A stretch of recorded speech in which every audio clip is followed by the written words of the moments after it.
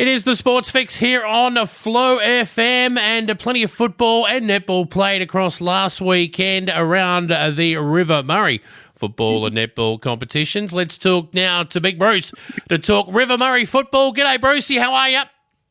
Oh, g'day there, Jason. Oh, what a huge week in River Murray. One of the biggest weeks in River Murray. In fact, the biggest week in River Murray. Let's get it right, Jason. And somewhat for the wrong reasons, but look, it was a big weekend, and coming off the round one weekend where there was the incident in the Meningie Jervois match, which made the headlines. Look, we've moved on from that, and last weekend things back to a bit more normality. But the River Murray experiencing a night match at Johnston Park, which is, all things happening in the River Murray, which went off pretty well. Good crowd there, and popped in there and had a look, and a good atmosphere. The lighting, the Imps there putting on about 12 new globes or 12 new lights on the oval, made it come up pretty good. Just a couple of little patches, but it was pretty good. A little bit hard to see down the other end, but to where the play was, it was fine. But look, it was a great spectacle for River Murray footy, and we'll have a look at the result of that match shortly. In fact, we may as well start there. It was the night game. There were two games played before it, but why don't we start there? And look, Imperials taking on Meningie, and really Imperials blew this game out of the park in the first quarter. But correct me if I'm wrong here, Bruce, was there a significant stoppage in this game for a period? Yes, there was a stoppage in this game for a period with an injury to Brad Oates. Now, I'm not 100% sure of the injury, so we won't speculate.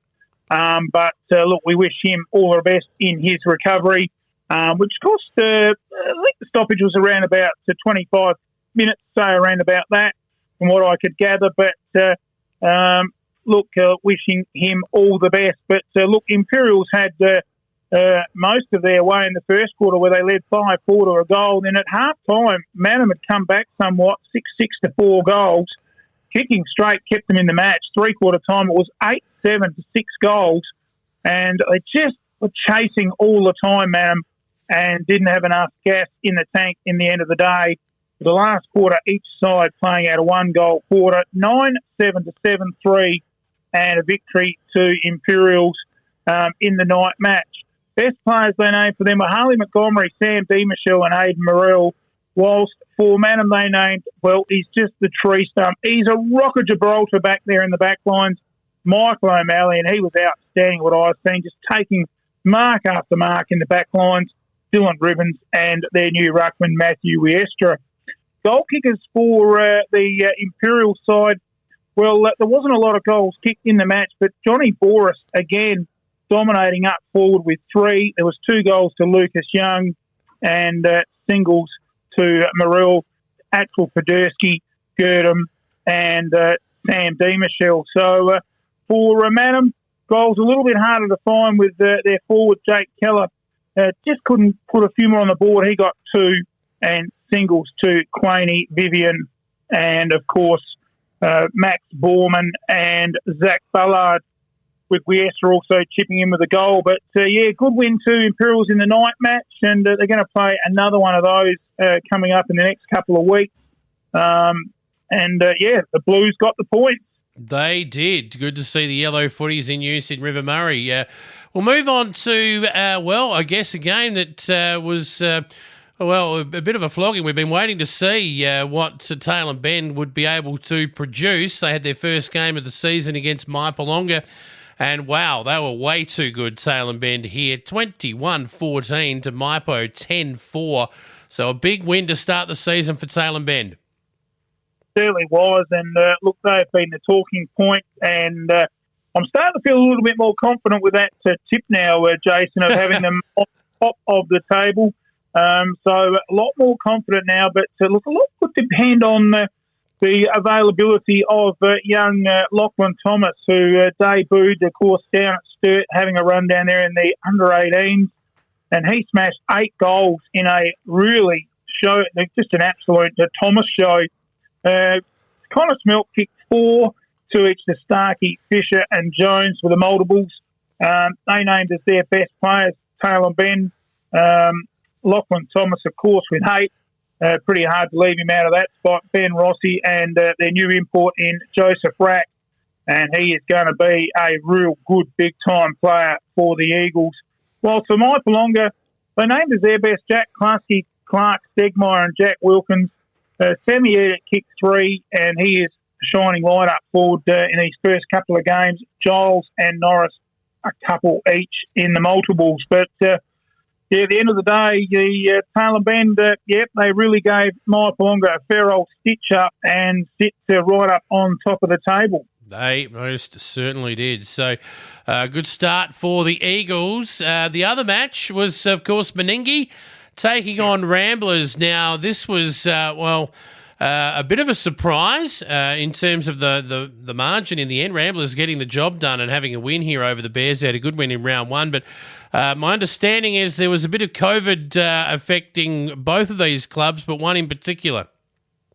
Yeah, Meningie had 2 or 3 players out, I'm told, with the COVID isolation. So, I think we're going to see that even out across the season. It's not going to be gone next week. So I think it's going to even out across the season over all the clubs.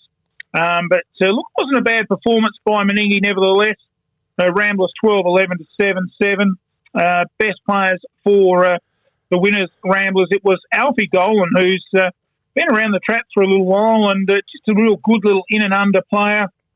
And Connor Baker and Keenan Harradine, who we've mentioned throughout the cricket season, pretty handy with the cricket ball and the cricket bat, and certainly taking that good sporting achievements into his footy and named in the best. Jared Wayland playing his 305th game for Ramblers. That is very iconic because he's eclipsed one of the Ramblers' icons there in Delton Schiller through the 80s, 304 games. So a big win for Jared Wayland in his milestone match of being passing that Delton Schiller target of 304. So, he's very experienced, Wales, and, you wouldn't expect him to just go through the motions, and that showed in the best players.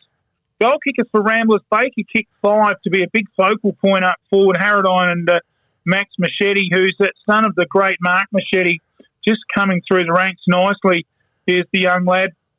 Whilst for Meningie, goals a little bit harder to find with Big Spinks up forward with 3, Thompson a couple, and their better players were Brad Thompson and Reichelt down back and Holiday across half forward. So, perhaps we should have opened with that, Jason. A surprise result, really.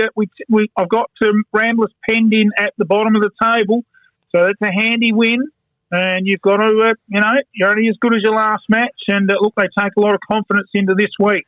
They most certainly do. And, of course, the Flow Friday night sports show will be back in action this Friday, Bruce, and that's when we'll preview round 3 of matches. We'll have a little break after round 3 in River Murray football for Easter, but looking forward to chatting with you again on Friday, Bruce, to preview those games, and we'll even catch up with you. We're going to have to rename this the Bruce Show because we'll catch up with you midweek as well to talk about Speedway action. So you're pulling almost triple duty at the moment.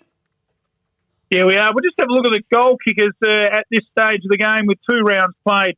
Thomas with his 8 goals last week is on top with Quaney from Manham on 6 and Simon Norris from Mipa on 5. Baker with his 5 on the weekend in 4th with 5, and Spinks, the big forward from Meningie, with 5. Sam Elliott from Mipa, a couple of consistent games with 5, and Keller from Manham on 5. So pretty even there in the middle range.